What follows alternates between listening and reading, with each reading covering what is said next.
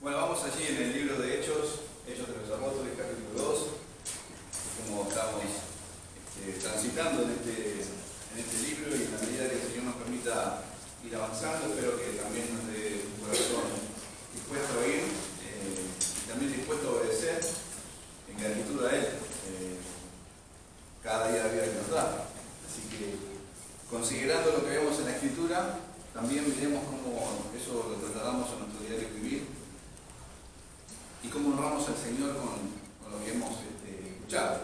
Así que vamos a ir al capítulo 2, verso 38. Recuerden que este 38 está unido a los versículos tanto al 37 como al 39, en cuanto a la respuesta que da Pedro a aquella pregunta que hacen estas personas que fueron expuestas a la palabra del Señor. Entonces dice así una vez más: Pedro les dijo: arrepentíos y bautícese cada uno de vosotros en el nombre de Jesucristo para perdón de los pecados y recibiréis el don del Espíritu Santo. Vamos a orar al Señor, que podamos disfrutar de este Señor y Salvador. Eso es lo que estamos viendo a lo largo de todo el libro, que es el que bautiza. Vamos a orar al Padre. Señor Dios y Padre, rogamos tu misericordia, Señor, considerando de ella, te pedimos, Padre, que cada día podamos conducir como hijos obedientes y amados, considerando la justicia de Cristo, considerando la bondad, su andar, su rectitud, Señor, por la cual podemos presentarnos y estamos en pie. Te rogamos, Señor, te pedimos que nos des fuerza y gracia cada día para poder obedecer, para poder amarte, Señor. Y en eso también nos enseña Juan que el amor a Dios es guardar tus mandamientos. Y esos mandamientos no se vuelven una carga, no es algo gravoso a nuestro corazón. Hay corazón que ha sido cambiado, Señor, por Cristo. Te ruego, Padre, que cada día que pasa, el deseo, el anhelo de agradecerte, de vivir por ti, abunde en nuestros corazones. El anhelo, el deseo y el llevar a cabo de negarnos a nosotros mismos esté en nuestro corazón y sea evidente, Señor, un amor que hemos aprendido de ti, que se negó a sí mismo, que se dio por el otro, se vea en tus hijos cada día. Ayúdanos, Señor, cada día te lo rogamos en el nombre de Cristo. Amén. Bien, recordemos un poco, hermanos, el contexto que estamos hablando de estos versículos, y ya hemos visto muchísimo acerca de cómo el pueblo que está acá delante de Pedro y los 11 que estaban en pie fueron expuestos a las Escrituras de la palabra del Señor, fueron expuestos ante ella. Eso es lo que hace Pedro durante los versículos 22 hasta el 36. Empieza a hablar acerca del carácter de Cristo, de su testimonio vivido en el tiempo que la gente vio su gloria como el unigénito, y aún luego de ser recibido arriba en gloria y haber hecho, como dice ahí: sepan pues ciertísimamente toda la casa de Israel que este Jesús a quien vosotros crucificasteis, Dios le ha hecho Señor y Cristo. Pensemos en esto, en cómo el Espíritu Santo está obrando aquí en cada corazón, o en aquellos que están siendo expuestos a las Escrituras, y cómo ha trabajado y cómo usa la misma palabra de Dios. Eso es lo que estamos viendo también en las reuniones anteriores. Vamos a ver, fueron expuestos a las Escrituras. Eso es lo que nos habla el Salmo, por ejemplo, cuando dice que la palabra de la ley de Jehová es perfecta, que convierte el alma. Eso es lo que acontece en nosotros, o lo que aconteció en nosotros, y como bien se compartía hoy, luego de esa vida que recibimos en Cristo, nuestro oído espiritual está dispuesto a escuchar la voz de ese pastor y seguir la voz de él todo el tiempo de nuestro peregrinar en este mundo. O sea, si por un momento nos volvemos a ocuparnos en las cosas, como se compartía en cuanto a Geo hoy, en las cosas en este mundo, y descuidamos la obra de Dios, el Espíritu de Dios, viene una vez más por medio de las Escrituras, nos exhorta y podemos escuchar su voz. Ya no hay un oído rebelde ya no estamos muertos en delitos y encontrábamos antes. Ya no está esa muerte espiritual en nosotros. Hay una vida por la obra de Jesucristo. Por lo tanto, se puede oír su voz, se puede escuchar su voz y somos sensibles a su palabra. Entonces, esto es lo que está aconteciendo acá. Hay personas que estaban reunidas por una fiesta. Cada vez que se acontecía esto años tras años, se daba esta fiesta en medio del pueblo.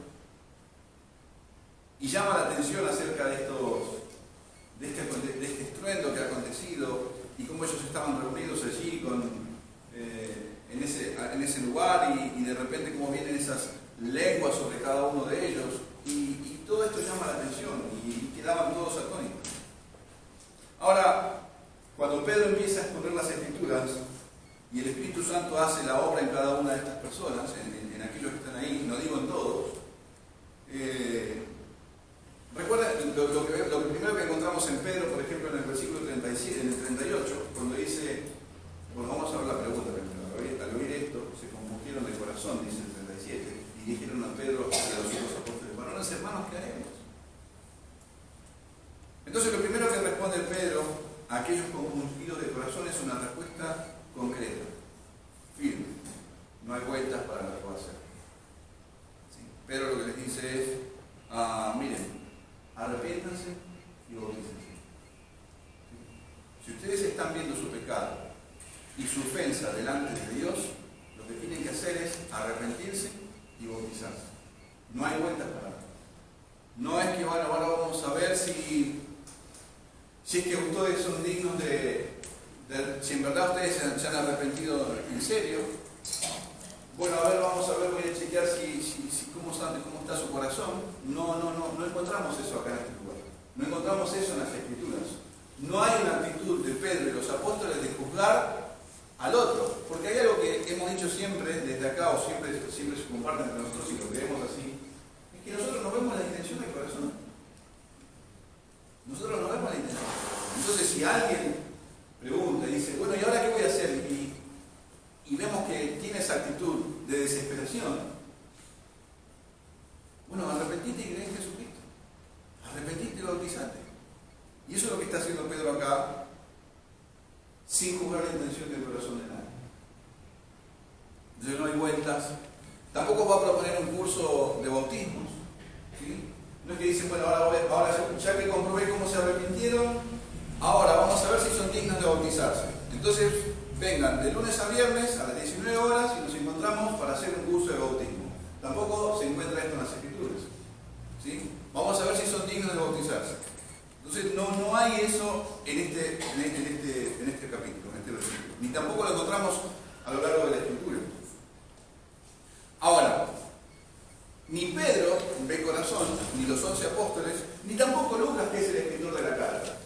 Tampoco Lucas va a escribir la carta. No es que Lucas estaba mirando esto desde un costado y estaba viendo, bueno, lo miraba según el gesto que hacía cada uno de los que estaban ahí enfrente de Pedro. Bueno, él anotaba: bueno, resulta que aquel sí se arrepintió de corazón, aquel estaba confundido. Lucas tampoco. Entonces, ¿por qué Lucas llega a escribir esto? ¿Por qué él llega a escribir de que en verdad se compungieron de corazón y en verdad, bueno, es lo que va a decir más adelante en el testimonio?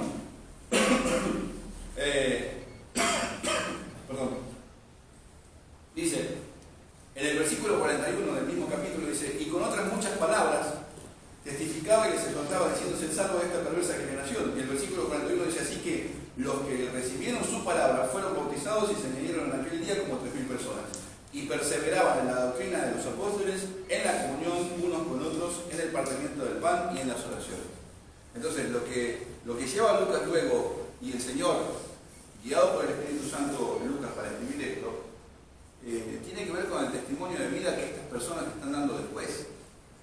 Entonces, recuerden que Hechos se escribe después, no es el momento de las cosas, no es que va pasando esto y Lucas va tratando de anotar en lo más posible cómo se van dando las cosas. Entonces, lo que tenemos de Hechos es algo que aconteció o se escribió luego de las cosas que pasaron. Entonces, por eso Lucas llega a escribir esto. Miren, en verdad ese día se compungieron de corazón, hubo un dolor en ellos, y esto se vio evidenciado en su testimonio. Hubo un cambio en su vida, no fueron lo mismo de siempre. Ya no andaban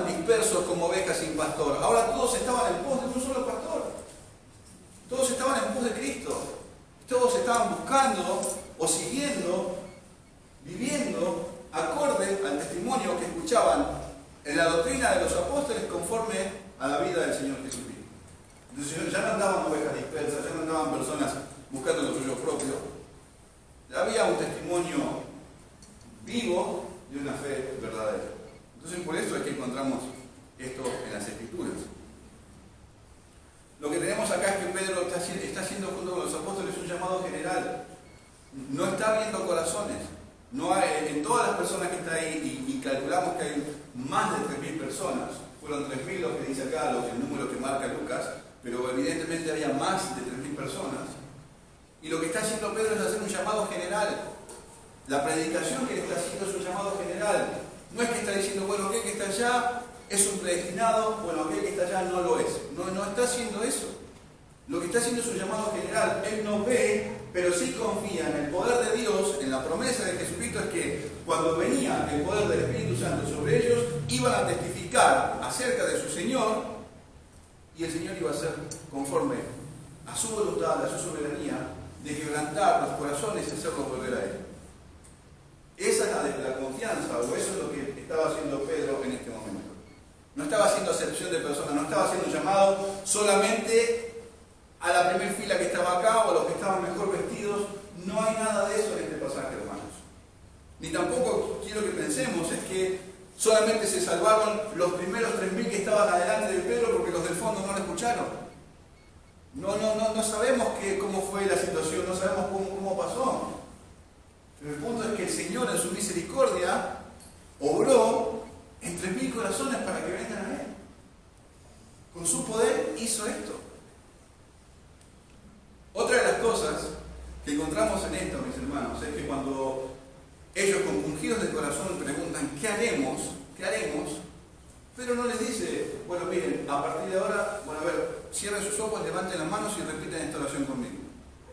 No encontramos eso. No hay una repetición de oración, no hay nada de esto en las Escrituras. Lo que encontramos es personas compungidas conforme a la obra que ya está sucediendo en su corazón. Recordemos que si pudieron escuchar y está ese corazón dolido por la ofensa del Señor, y ahora hay una preocupación de qué hacer, o hay una desesperación por saber qué hacer y a dónde correr, tiene que ver por la obra que Dios está haciendo en su corazón, o que Dios hizo ya en el corazón. Y hemos visto que nosotros estamos viendo esto detalladamente, pero la obra del Señor es al momento, es instantánea. No es que va aflojándolos de a poquito hasta que de repente pueden responder a Él. Vimos la otra vez, el último domingo, el arrepentimiento de dos maneras. Como un mandato del Señor que manda a todos los hombres a que se arrepientan. De hecho, Pablo usa eso en el capítulo 17 de Hechos, y dice en el versículo 30 y 31, dice, Dios, habiendo pasado por alto los tiempos de esta ignorancia, también se manda a todos los hombres en todo lugar que se arrepientan. ¿Sí? Por cuanto va a estar diciendo un día en el cual juzgará al mundo con justicia, por medio de aquel varón quien habiendo dado fe, o quien dio fe, o sea, dio prueba, dio evidencia que lo levantó de los muertos. Entonces, manda a los hombres que se arrepientan. Es un mandamiento que el hombre se arrepienta. De hecho, vimos cómo el Señor, como Juan el Bautista y como el Señor Jesucristo, empezaron su llamado al pueblo a que se arrepientan y se vuelvan a Dios. Llaman al arrepentimiento, y que en ese llamado no hay acepción de personas. Vimos que no existía todos esos mitos o todas esas ideas que se generan de que yo, porque estuve 20, desde que nací estaba en la iglesia, o que estuve 20 años en la iglesia, o hace 20 años en la iglesia. Bueno, si en verdad hubo un arrepentimiento en la persona, va a vivir una vida en arrepentimiento constante a Dios. ¿Por qué? Porque ve que su pecado fue una ofensa que lo tuvo enemistado durante mucho tiempo contra Dios, y que solamente por Jesucristo, quien cargó todas nuestras iniquidades en Él, ahora hay una reconciliación. Por eso yo ya no quiero pecar más, porque el pecado me separaba de Dios, pero Cristo me hizo acercarme a Él. Su sacrificio, su ofrenda. Entonces, ¿cómo yo podría perseverar en el pecado, habiendo sido que nuestro Señor Jesucristo lo cargó en la cruz? Eso dice Hebreos, es pisotear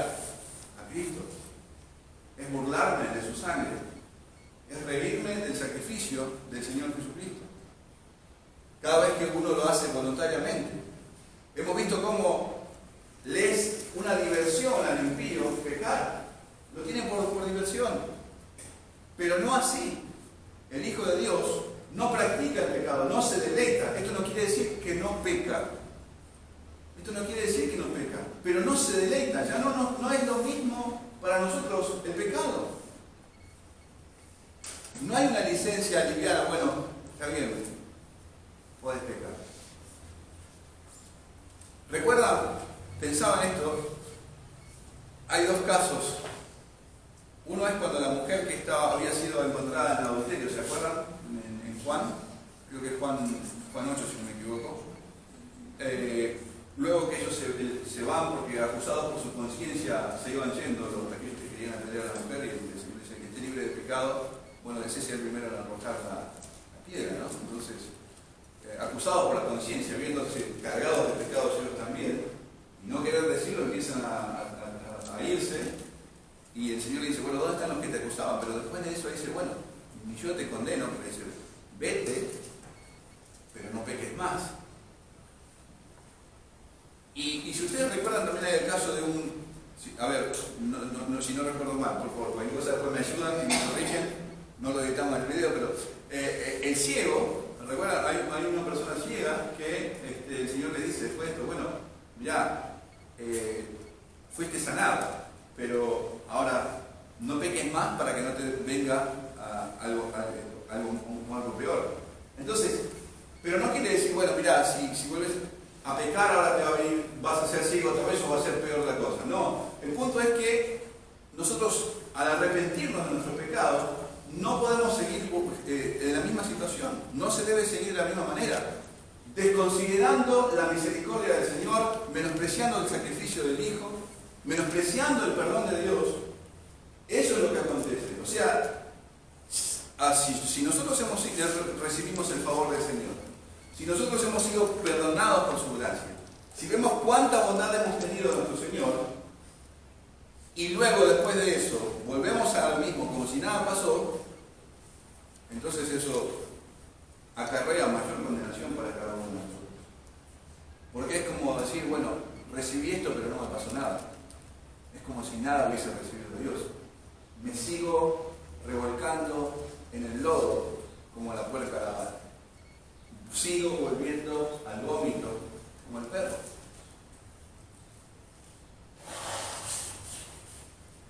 Entonces esto es lo que veíamos acerca del arrepentimiento. Y también consideramos, si ustedes recuerdan, cómo, considerando nuestra condición caída desde Adán, el hecho de que se genere un buen arrepentimiento en nosotros, un genuino arrepentimiento contra Dios, o para con Dios, mejor dicho así, tiene que ver con la obra que Él está haciendo en nosotros. Una regeneración que ha hecho en nuestra vida, porque nosotros no podemos generar un arrepentimiento verdadero. Recuerden que nuestras palabras sin Cristo, ya miren que cada día nosotros hoy estando en Cristo Jesús, nos encontramos con, muchas veces decimos vamos a hacer esto y después nos encontramos con que no lo hacemos y fallamos. Así que traslade esto, esta manera de vivir, sin Cristo. Nosotros decíamos no voy a hacerlo más, y volvíamos a reincidir en lo mismo cualquier cantidad de veces. Entonces, para que sea un verdadero arrepentimiento en nuestra vida, para que haya eso y persista, tiene que ver con una obra de Dios. Tiene que ver con un arrepentimiento que viene de Él. De hecho, creo que Javi compartía después de eso, acerca de ese arrepentimiento que viene de Dios, porque si quizá Dios le da el arrepentimiento. También vimos en Romanos cómo la benignidad de Dios nos guía al arrepentimiento. Porque si hemos gustado esa benignidad, si hemos gustado su bondad, su amor, su gracia, su perdón, podemos considerar todo lo que Dios hizo, eso nos guía a arrepentirnos, a dejar de hacer aquello que ofendía a Dios constantemente y que nos llevaba a un camino que a nosotros nos parecía seguro y bueno, pero su fin era muerte, a volvernos a un camino vivo y nuevo que nos conduce a Dios. Ese camino está en Cristo Jesús, haciendo lo que es agradable al Padre por medio de Él. Esto es lo que veíamos acerca de ese arrepentimiento.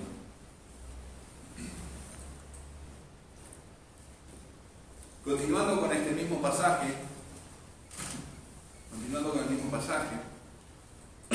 vamos a encontrar que lo segundo que Pedro menciona acá a la pregunta que ellos dicen ¿qué haremos? Es arrepentidos y bautícese. Eso es lo que encontramos, arrepentidos y bautícese. Eso es lo que le dice Pedro. Esto es bueno y agradable delante de Dios. Arrepentirse también es bueno. Me arrepiento de aquello que es desagradable delante de Dios para ahora hacer lo que es agradable delante de Dios. Y empezamos por esto, ¿no? Para la palabra bautismo, y viene del griego, bautizo, bapto, quiere decir mojar. Eso es lo que significa la palabra bautizo. Y según el diccionario de Vine, dice que esto se usaba, esta palabra se usaba, y creo que muchos vamos a comprender también, porque actualmente no sé si vamos a usar todo el mismo método, creo que mi esposa lo hace. Se usaba entre los griegos, dice, para el teñido de vestidos. ¿Sí? Como saben cómo es para teñir una prenda, ¿no? Es sumergirla completamente a fin de que cubra la totalidad y de esa manera se tiñe la prenda. ¿Sí? Creo que es muy conocido también acá actualmente. Y tiene que ver también con el hecho de sacar agua introduciendo una vasija en otra más grande. Entonces era como la idea de sumergir. Eso es lo que habla acá para esto.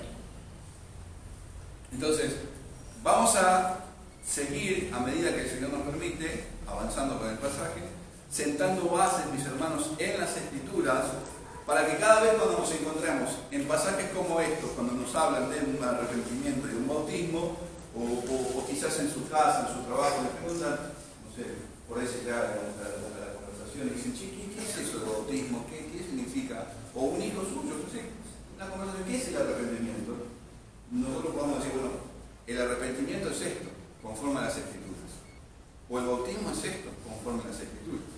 ¿Sí? Entonces, a la hora de, vamos a estar expuestos de ahora en más, si el Señor nos permite, en el libro de Hechos, a encontrarnos con estas palabras. Bautismo y arrepentimiento y bautismo. Entonces, esto tiene que servir para nosotros para sentar las bases. Si bien ya hace mucho tiempo que venimos escuchando esta palabra, pero no por eso quiere decir que todos sabemos ya a la perfección o cómo tiene que ser.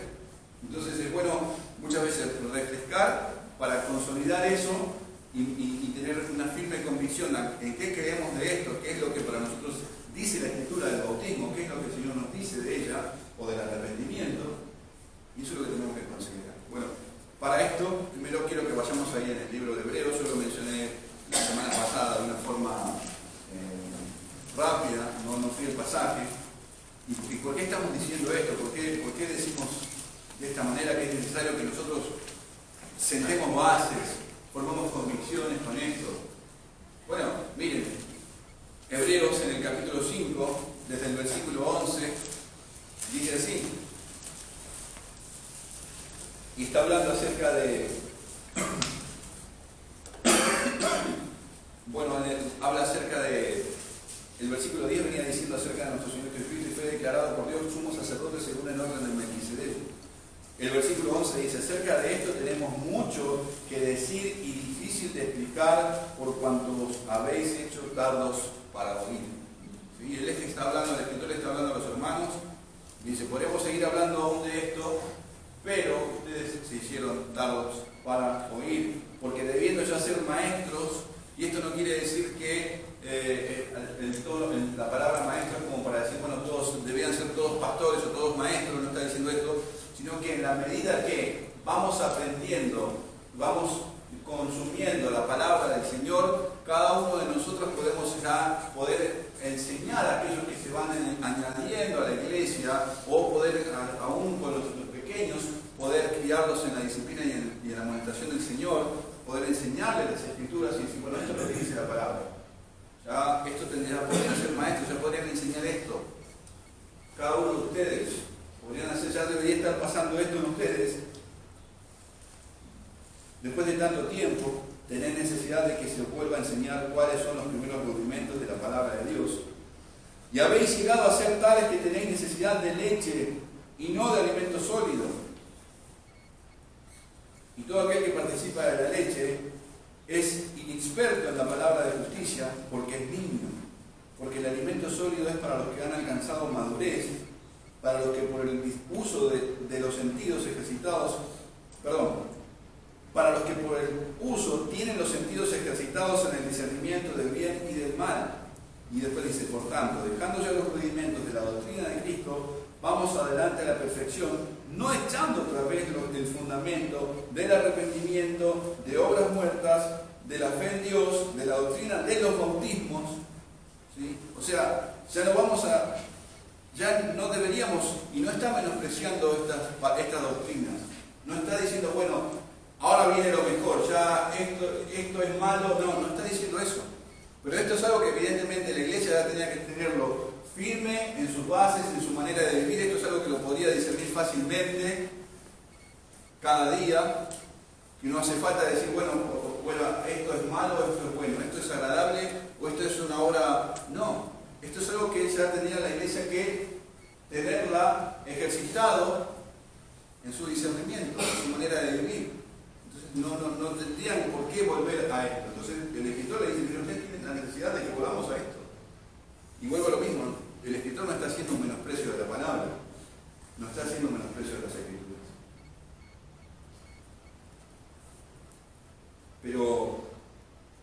Pero le dice, mire, vamos a ver, ustedes necesitan que se vuelva a hablar acerca de la doctrina de bautismos o del arrepentimiento de obras muertas.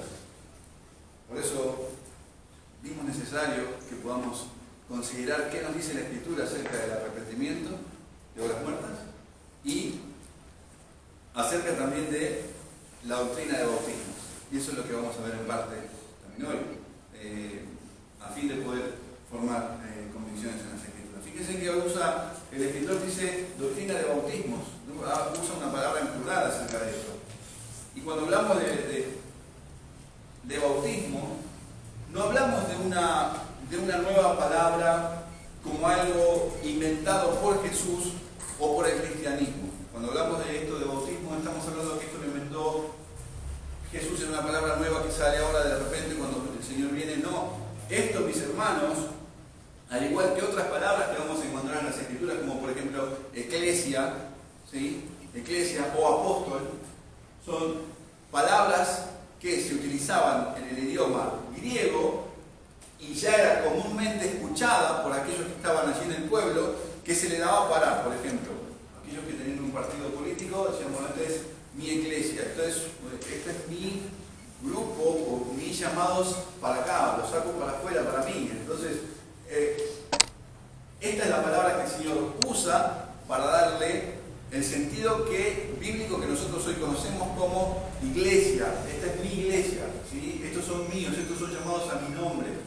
O bautismo, ¿sí? Esto es lo que el Señor también usa, esa palabra, o como sus apóstoles, sus enviados. Entonces todas esas palabras no fueron inventadas por el cristiano o por el Señor, sino que ya estaban, y eso mismo es lo que Él usa. Eso es lo que está usando para mostrar a los suyos, para llevar a su iglesia, darle el uso bíblico.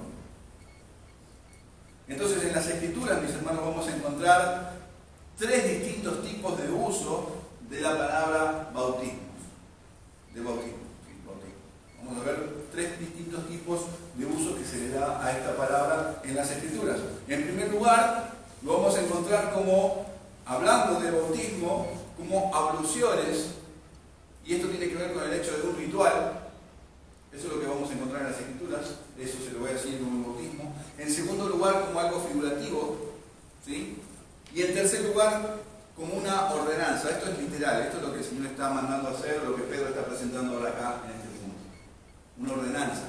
¿Sí? Entonces esos tres puntos de vista, o esos tres usos son los que se le da a la palabra bautismo. Entonces tenemos ablución ritualista o figurativa o ordenanza literal.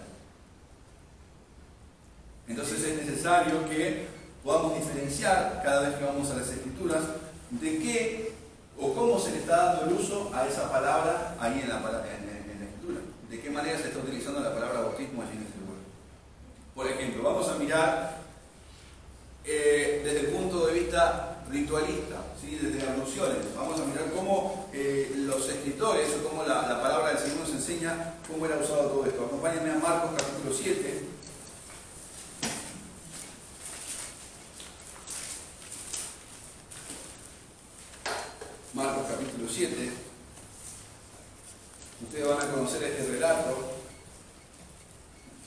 versículo 1, dice así: se juntaron a Jesús los fariseos y algunos de los escribas que habían venido de Jerusalén, los cuales, viendo a algunos de los discípulos de Jesús comer pan con manos inmundas, esto es, no lavadas, los condenaban. Porque los fariseos y todos los judíos, aferrándose a la tradición de los ancianos, si muchas veces no se lavaban las manos, no comen. ¿Sí? Y volviendo a la plaza, si no se lavan, no comen, y otras muchas cosas hay que tomaron para guardar, como los lavamientos de los vasos de beber, y de los carros, y de los utensilios de metal, y de los lechos. Le preguntaron pues los fariseos y los escribas: ¿por qué estos discípulos no andan conforme a la tradición de los ancianos, sino que comen pan con manos inmundas? Respondiendo él les dijo: hipócritas, bien profetizó de vosotros Isaías, como está escrito: este pueblo de labios me honra, mas su corazón está lejos de mí, pues en vano me honran, enseñando como doctrinas mandamientos de hombres. Porque dejando el mandamiento de Dios, os aferráis a la tradición, de los hombres, los lavamientos de los jarros y los vasos de beber, y hacéis otras muchas cosas semejantes. Les decía también: bien invalidáis el mandamiento de Dios para guardar vuestra tradición. O sea, sin lugar a dudas encontramos, si nosotros vamos al Antiguo Testamento, al Levítico, por ejemplo, vamos a encontrar que había muchas maneras de proceder luego de que la persona estaba contaminada. Por ejemplo, si alguien había tocado un cuerpo muerto o algo por el estilo, podía lavarse, y eso lo mantenía o hacía una limpieza externa, y luego podía seguir participando del hecho de ofrendar. Quizás en el día se mantenía impuro, pero hasta la tarde, pero luego ya lo hacía apto para volver a participar de aquello a lo cual estaba a cargo, ¿no?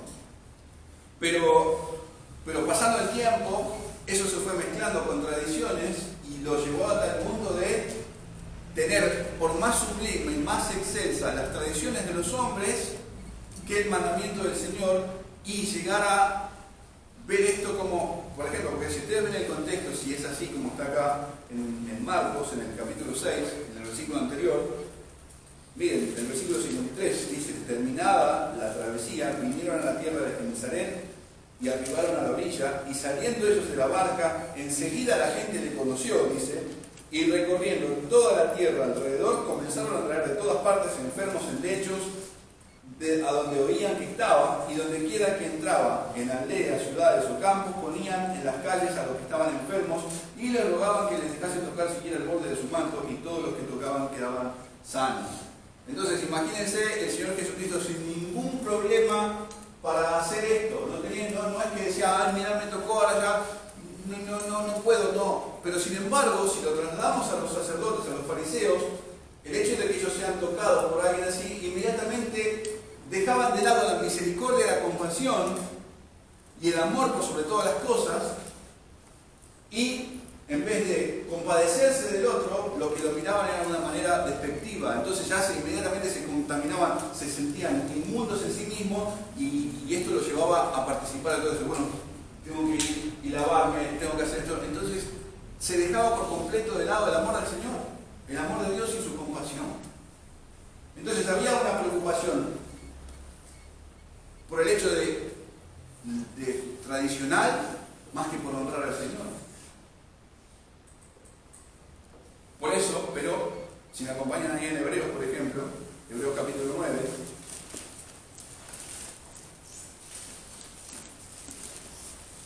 Hebreos capítulo 9, vamos a encontrar que la palabra acá, ablución, habla de bautismo, pero no lo dice así, dice abluciones.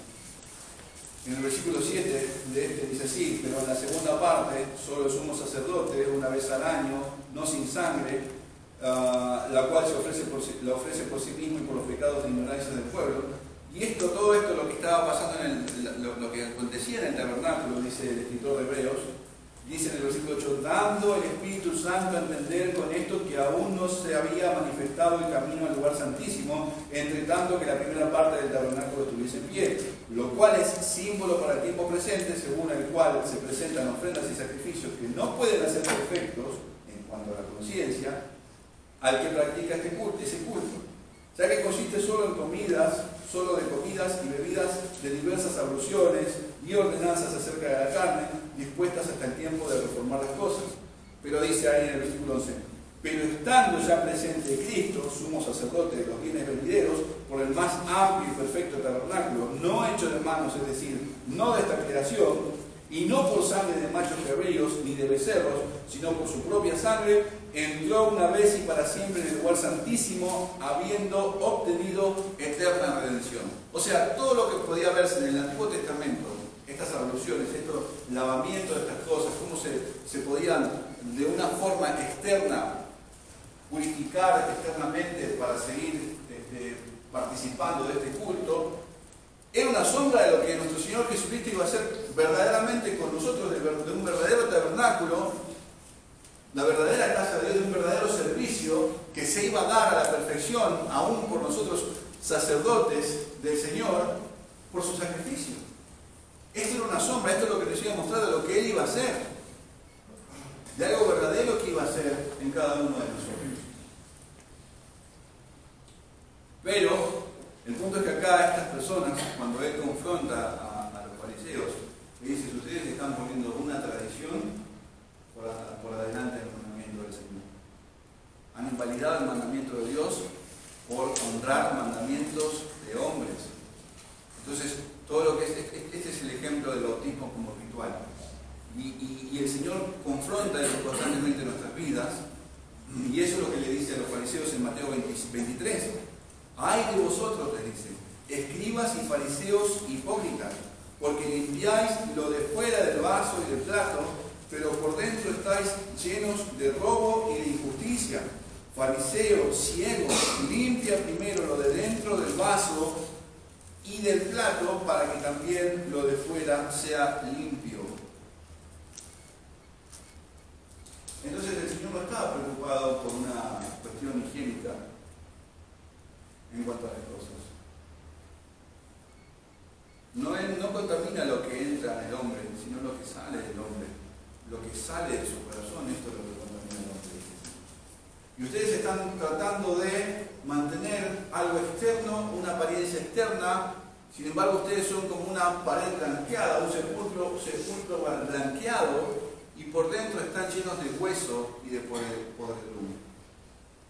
Esto es lo que hacía que este ritual no cambie el corazón de las personas, sino que ellos lo terminaban llevándolo allá como algo muy alto, y ya por esto se creían que estaba todo arreglado, que esto estaba todo bien, que esto los mantenía perfectos delante de Dios, o esto los hacía aptos delante de Dios.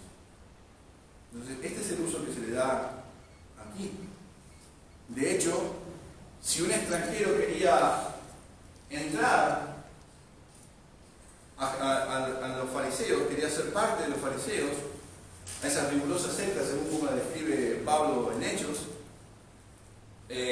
y el Señor dice, ¿se acuerdan cuando dice ustedes, hay de vosotros escribas y fariseos hipócritas que recorren tierra y mar para hacer prosélitos, y una vez que lo encuentran, los hacen 2 veces más hijos del infierno? Entonces, cuando llegaban a ser ese discípulo, ese prosélito, lo hacían bautizarse, lo hacían sumergirse también, y toda su vida cambiaba, lo hacían circuncidarse también. Entonces eso era lo externo, era lo que lo hacía, entre comillas, bueno, ya está apto, ya ahora sí estás bien delante de Dios, esto es lo que te mantiene bien delante de Dios. Y hoy en día, mis hermanos, no han cambiado mucho las cosas, porque sin lugar a dudas, hoy en día quizás se sigue viendo o se sigue utilizando al bautismo que el Señor instituyó como algo que puede cambiar mi manera de vivir. Entonces termina siendo un rito, termina siendo algo que lo cual yo puedo hacerlo y ya estoy bien delante de Dios, y eso no tiene nada que ver con una obra que Dios ha hecho en el corazón de la persona. Ayer estaba por venía de la casa de mis padres con mi esposa en el colectivo, y pasaba por pancarta en la puerta y decía, si no estás bautizado, trae tu DNI. ¿Sí? Entonces, ese era el cartel que decía, si no estás bautizado, trae tu DNI. Entonces, oye, pero no solamente ahí, hay en varios lugares, entonces se le da mucha énfasis a esto y termina el punto de ser, y llegamos al punto de que termina siendo como un ritual muy importante para nuestra vida, cuando en verdad por dentro, en el corazón de la persona, no hubo cambio. No hubo cambio. No hay un dolor por el pecado y por la ofensa al Señor. Entonces te termina llevando al bautismo allá a lo alto y se deja de lado cualquier cantidad de cosas.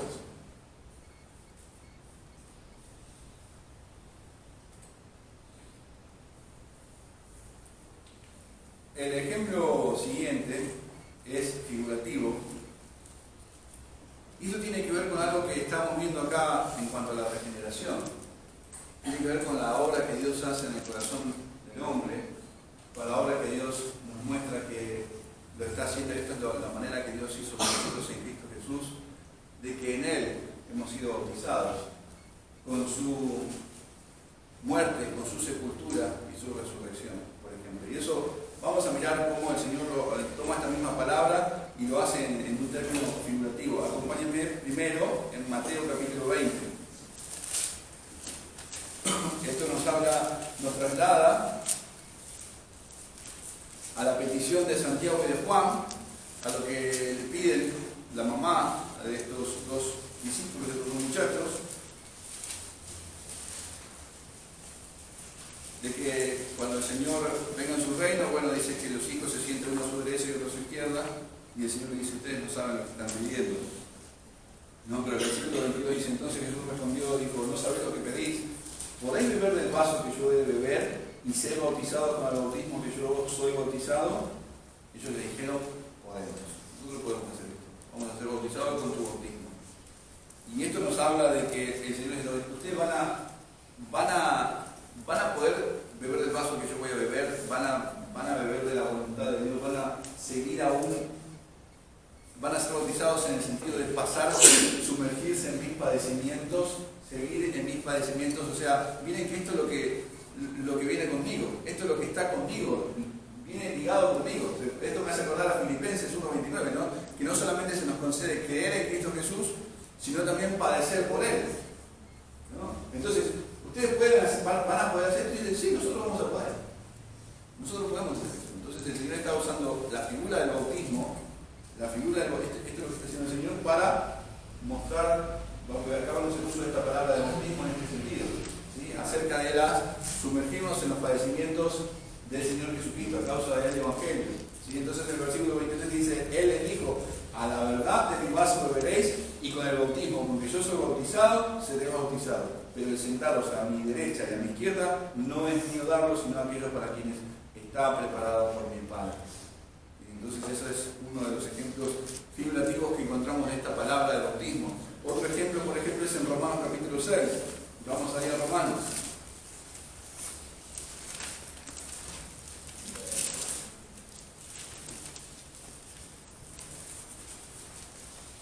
Romanos capítulo 6.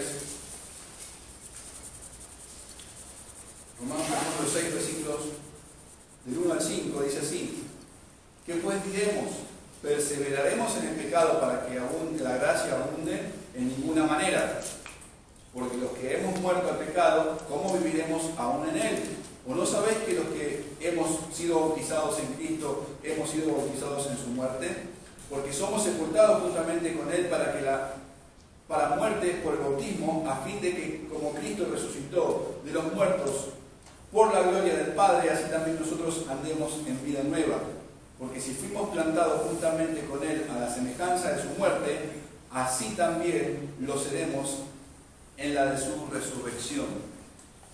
Entonces, el hecho de que considerar la muerte de nuestro Señor Jesucristo, su sepultura, ¿sí?, y luego su resurrección, acá se está utilizando el hecho de ver eso también como ese bautismo, como con Él también ha acontecido lo mismo espiritualmente en nosotros. Aquellos que estaban en Cristo Jesús, al tiempo de Él estar muerto, también nosotros morimos juntamente con Él. y fuimos juntamente con Él sepultados. Pero en su resurrección, así también cada uno de nosotros fuimos vivificados por Él. Hemos recibido vida en Él. Eso es lo que nos está diciendo de una forma figurativa acerca de este bautismo. Algo que pasó en mi corazón, en su corazón. Algo que solamente Dios pudo haber hecho en cada uno de ustedes. Eso es lo que nos está diciendo el escritor a los romanos. Colosenses capítulo 2. Ese es el tercer ejemplo que tengo. Hay varios más. Si ustedes después pueden ver 1 Corintios 10 del 1 al 4, también van a encontrar otro ejemplo más acerca de esto, donde la misma palabra bautismo se usa en un término figurativo. Pero ahora vamos en Colosenses. Colosenses capítulo 2 del 1 al 4. Dice así. No, perdón, del 11 y 12. Estoy diciendo que dice así. El versículo 11 dice: en Él también fuiste circuncidados. Recuerden la circuncisión. Había una jactancia en aquellos judaizantes, en el pueblo judío, de que si no estabas circuncidado, bueno, no sos salvo, no estás bien delante de Dios. Y sin embargo, Pablo, usado por el Señor con su Santo Espíritu, lleva a mostrar de que la verdadera circuncisión ya aconteció en mi corazón. Aquel lugar donde no se puede ver, donde el hombre no llega a ver, Dios hizo esa circuncisión, hizo ahora una operación interna de gracia que no se ve, pero sí se evidencia luego por los frutos, como hablábamos al principio con este pasaje. El versículo 11, el 11, en Él también fuiste circuncidados con circuncisión no hecha a mano, al echar de vosotros el cuerpo pecaminoso carnal en la circuncisión de Cristo, sepultados con Él en el bautismo, en el cual fuiste también resucitados con Él, mediante la fe en el poder de Dios que le levantó de los muertos. Bueno, este es otro ejemplo de cómo Dios hizo esa obra y cómo está usando la palabra del bautismo acá figurativo. ¿Sí? Es un ejemplo de algo que ya pasó en mi corazón. Una obra que Dios hizo en mi corazón. Y lo tercero que vamos a encontrar es lo literal, la ordenanza que se está dando, y eso es lo que les decía. Lo que Pedro está haciendo ahora con los apóstoles ahí es responder u obedecer conforme al mandato que el Señor les dijo tiempo atrás, que le iban a dar testimonio de Él, pero también está reflejado o escrito según Mateo capítulo 28. Miren, versículo 18: y Jesús se acercó y les habló diciendo: toda potestad me es dada en el cielo y en la tierra, por tanto, ir y hacer discípulos a todas las naciones, bautizándolos en el nombre del Padre, y del Hijo, y del Espíritu Santo, enseñándolos que guarden todas las cosas que os he mandado, y aquí yo estoy con vosotros todos los días hasta el fin del mundo. Amén. Esto es lo que está aconteciendo acá, esto es lo que está pasando, esta es la ordenanza que está mandando a hacer Pedro, esto es lo que está haciendo Pedro conforme al mandato del Señor. ¿Sí? Esto es lo que comenzó a pasar. Ahora, consideremos esto, que en la vida de una persona, en la vida de un creyente, si está esto, mis hermanos, si está la obediencia a esta ordenanza, quiere decir que ya pasó o ya está en su corazón lo que vimos anteriormente con este bautismo figurativo, con la palabra de bautismo según su uso figurativo. O sea, ya hubo en usted una circuncisión de corazón, ya fue en la muerte y en la resurrección, en la sepultura y la resurrección de nuestro Señor Jesucristo, usted estando en Él, ya pasó eso en su vida y ahora está en vida nueva en Cristo Jesús. O sea, el hecho de que alguien pueda responder con gozo al bautismo del Señor según la ordenanza que Él establece, quiere decir que en el corazón de la persona ya pasó todas estas cosas. Ya está todo esto en la vida de la persona. Y no se puede dar a la inversa. ¿Sí? No es el orden a la inversa. No es que primero yo me bautizo y después el Señor me salva. Entonces, ¿por qué? Hoy se escuchaba, hoy estamos hablando, ¿no? Aquel que comenzó la buena obra en nosotros, la va a perfeccionar. Él es el que comenzó la obra en nosotros. Él es el que inició esa operación de gracia en nuestros corazones. Por lo tanto, siendo el origen de nuestro Señor, todo lo que viene después es bueno y agradable delante de Dios solamente porque es hecho en Él. Por eso vimos que el arrepentimiento y el ser dolido por la ofensa del Señor no era algo que lo generamos nosotros. El hecho de bautizarse cobra sentido, cobra vida cuando es hecho en Cristo Jesús, cuando uno considera y sabe qué es lo que está haciendo, porque nuestro Señor lo ordena de esta manera. Entonces con gozo va y lo hace, ¿por qué? Porque el amor a Dios es guardar sus mandamientos, y sus mandamientos no son gravosos, entonces no tengo ningún inconveniente en obedecer a mi Señor. Y si puedo hacer esto, es porque hay vida en mí para poder obedecer. Es porque el Señor ha cambiado mi corazón y me ha traído a su Hijo Jesucristo, me permite verlo como mi Salvador y que va a perdonar mis pecados, el único que puede salvar mi vida de la ira venidera. Entonces no hay otra manera de hacer las cosas. Para que pueda darse esto, mis hermanos, para que el creyente pueda vivir esto de una forma agradable delante de Dios, es porque es en Cristo Jesús, es en Él. Es en Él. Vamos a hacer una pausa. Hay más todavía para ver este versículo. Pero consideremos lo que hemos visto hasta ahora, porque no hemos terminado todavía el versículo 38 de Hechos. Y después, luego del refrigerio, vamos a continuar.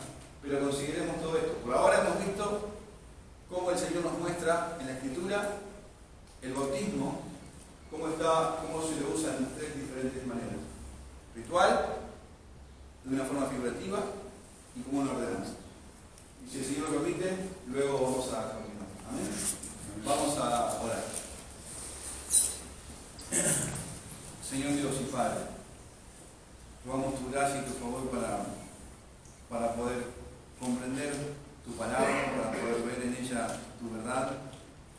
Rogamos, Señor, que guardes nuestra vida, nuestro corazón, y que podamos andar ordenadamente, que podamos examinar nuestro corazón, nuestros pasos, como se mencionaba también hoy, conforme a lo que veíamos allí en Ageo. Guíanos, Señor. Guíanos para disfrutar de tu palabra, guíanos para poder formar convicciones en nuestra manera de vivir, como también lo dice Pedro, a fin de que cuando se demande razón de la fe que nosotros podamos estar firmes, teniendo convicciones, Señor, en ella, y dar testimonio de esa fe, Señor, y también vivir conforme a lo que creemos. Ayúdanos, te lo pido. Guarda a mis hermanos, guarda también a cada uno de nosotros, para poder hacer y vivir conforme a tu agrado, por medio de Jesucristo. Gracias, Padre, por esa obra que has hecho en Él y que haces cada día, y cómo sostienes a tu iglesia. Te ruego, Señor, que guardes cada vida aquí presente. Y si aquí hay alguien que no te conoce, Señor, te pido que lo lleves a ti, que lo lleves a considerar su manera de vivir delante de ti, y que pueda venir ese alumbramiento, ese resplandor, Señor, al corazón, para que de repente la persona vea, Señor, al Salvador, al Cordero que quita el pecado del mundo. Gracias, Padre, por todo. Gracias por tu misericordia, Señor. En el nombre de Jesucristo oramos.